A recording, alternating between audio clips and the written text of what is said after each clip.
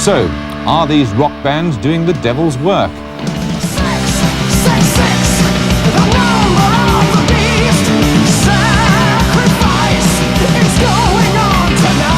The devil has all the best tunes, but the innocent gimmickry of Black Sabbath and their ilk turned nasty when the Christian fundamentalist right claimed that satanic backwards messages were routinely hidden on rock albums.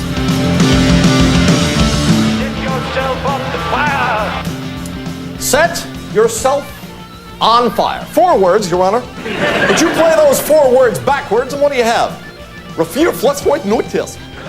There's always been this great myth that the satanic forces of the world are trying to get into the minds of youth through these backwards messages. Now, you're asking quite a lot of people there, aren't you, really? If the devil is actually trying to, if this is an active recruitment drive, you know, well, you're leaving a lot to chance, aren't you, really? I would just get some trucks with big posters on. The devil is here and welcomes you into his black church. He's got a point, hasn't he, Mr. Maloney? I don't know many people who do play records backwards in order to decipher the words. With Queen, there was this religious right group claimed that Another One Bites the Dust, played backwards, says, decide to smoke marijuana. Another one bites the dust. Now you try it.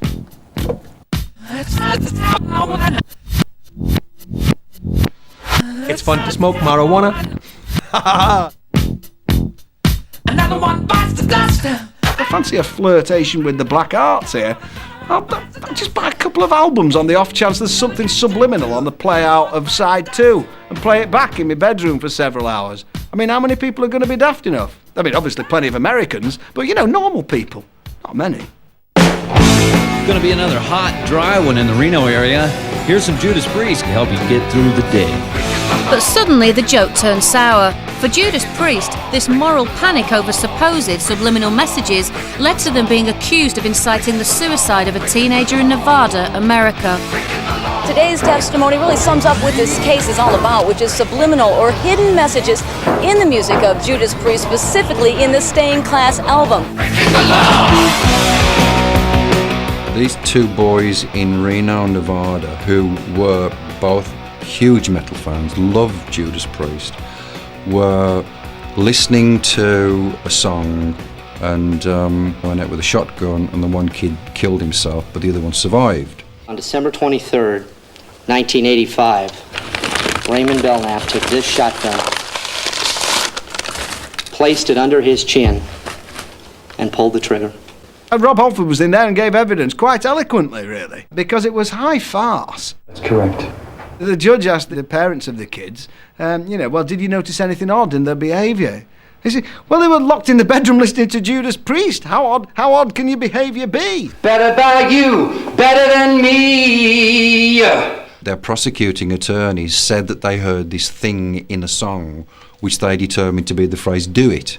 Are there subliminal do-its on the Better By You, Better Than Me song? Absolutely not. If you really listen hard enough and somebody says, you're going to hear something now, you'll hear it.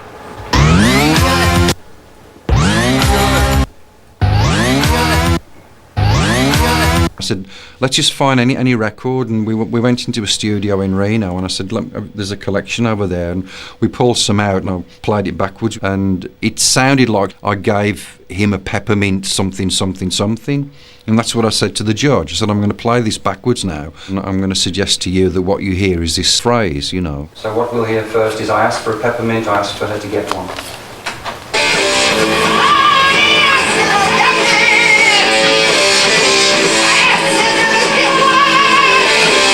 His eyes lit up. It was as though suddenly he realised how ridiculous this whole thing was. Absolutely. End of case. Get out! We'll just continue to do what we do well, and we're about to start another tour in America, and we look forward to sharing our enjoyment and entertainment with millions of people around the world. Breaking the law, breaking the law.